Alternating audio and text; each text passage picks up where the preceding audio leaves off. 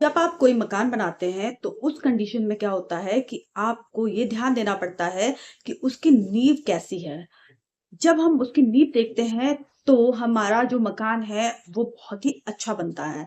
उसी प्रकार से क्या है, जब हम कंसीव करने की तैयारी करते हैं तो सबसे पहले हमें उसकी नींव देखनी है कि वो कितनी मजबूत है। तो उसके लिए आपको क्या है, आपकी जो एंड्रो मटेरियल की लाइन है मजबूत होना बहुत ही जरूरी है। तो इसके लिए मैं आपको आज कुछ इंपॉर्टेंट टिप्स बताऊंगी, उसको आप फॉलो करेंगी तो आप डेफिनेटली बहुत जल्दी ही कंसीव करेंगी।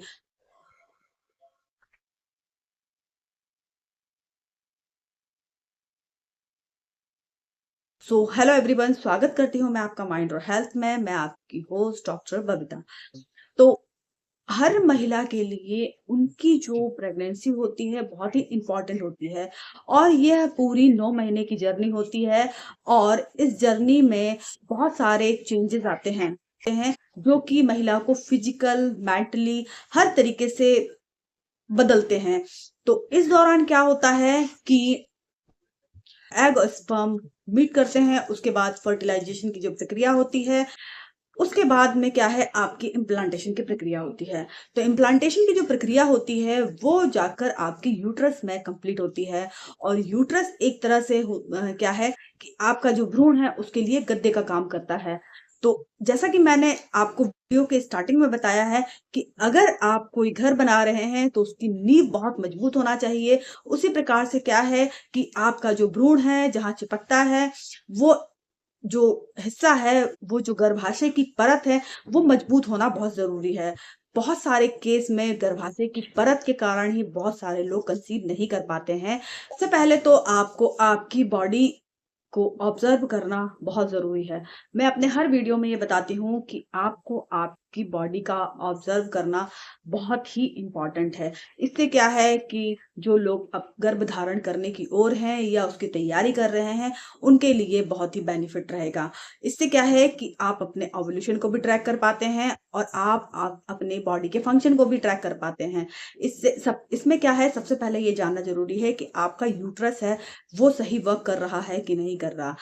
क्योंकि अगर आपकी यूट्रस के फंक्शन में प्रॉब्लम होगी तो आपकी जो फर्टिलिटी है वो प्रभावित हो जाती है। आपकी यूट्रस में किसी प्रकार का इन्फेक्शन नहीं होना चाहिए। इसके लिए आपको क्या है कि आपकी बॉडी से निकलने वाले डिस्चार्ज को चेक करना बहुत जरूरी है। क्योंकि डिस्चार्ज निकलना एक नॉर्मल प्रक्रिया है। ये पीरियड के पहले और पीरियड के बाद दोनों तरीके से निकलता है। पीरियड के पहले निकलता है ये, तो उसके बाद आपके पीरियड आ जाते हैं और पीरियड के बाद अगर ये डिस्चार्ज आता है तो आपकी ये एग की हेल्थ को बताते हैं।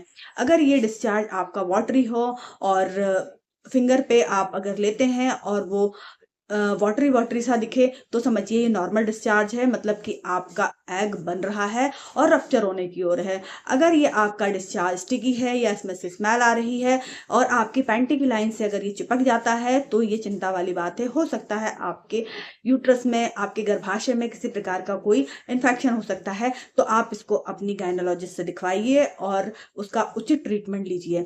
इसके साथ में क्या है कि आपको ये जानना बहुत जरूरी है कि आपकी गर्भाशय की परत कितनी बन रही है। क्योंकि मोस्टली अगर 5 से 6 mm के करीब बनती है ये, तो आप गर्भ धारण नहीं कर पाएंगे। इसके लिए आपको क्या है, 8 से 12 mm की परत बनना बहुत जरूरी है।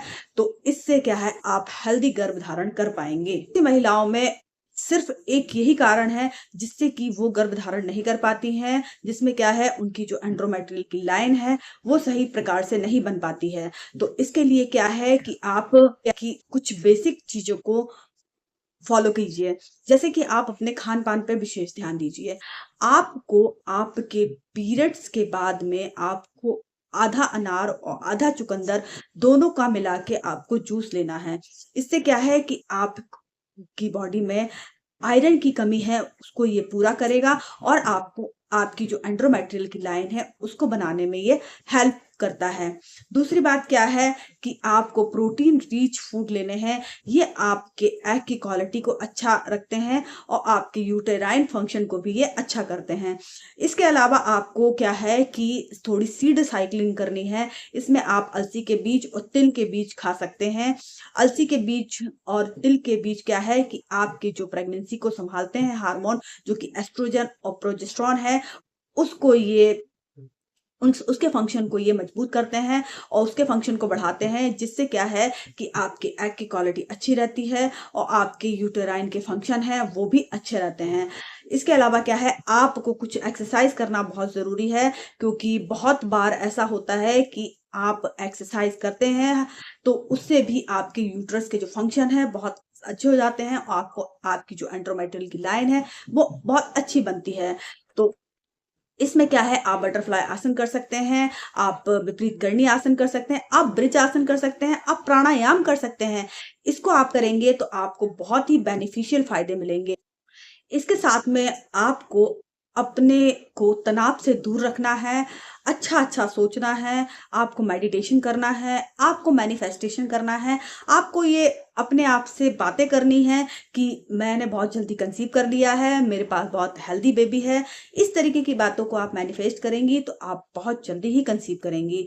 तो इन सब बातों को आप फॉलो कीजिए, तो आप देखेंगी कि आपकी जो एंड्रोमेट्रियल की लाइन है वो बहुत अच्छी बनेगी और आप इसको फॉलो करेंगी तो विद इन 1 मंथ आप बहुत जल्दी ही कंसीव करेंगी। और बहुत से केस में ऐसा होता है कि देखिए कभी-कभी थोड़ा टाइम लग जाता है, तो आप होपलेस मत होइए। अगर आप होपलेस हो जाते हैं तो सब चीज़ें क्या है, खराब हो जाती हैं। आप धीरे-धीरे प्रयास कीजिए और आप प्रयास करेंगी तो आपको सफलता निश्चित ही मिलेगी। इसके साथ में आप क्या कर सकते हैं कि आप जो नेचुरल फर्टिलिटी बूस्टर है दालचीनी की चाय, उसको आप ज़रूर पीजिए, क्योंकि अगर हो सकता है बहुत से केस में थायराइड और पीसीओडी होता है, तो इसमें दालचीनी की चाय होती है, वो ना रामबाण असर करती है। आपको इसके बारे में जानना है, तो इसका वीडियो आप मेरे चैनल पे जाके देख सकते हैं, तो उसमें आपको पूरी जानकारी मिल जाएगी। तो आप अगर इसको फ़ॉलो करेंगे, तो आप देखेंगे कि आपके एंड्रोमेट्रियल की लाइन अच्छी बनती है और आप बहुत जल्दी ही कंसीव करेंगे। आई होप सो आपको मेरे द्वारा दी गई जानकारी अच्छी लगी होगी। अगर आप चैनल पे नए विज़िट कर रहे हैं, तो सब्सक्राइब कर लीजिएगा और ज़्यादा से ज़्यादा लोगों को शेयर कीजिएगा, ताकि ये जानकारी सभी को मिल सके और वो बहुत जल्दी गर्भवती हो सकें। So thank you so much.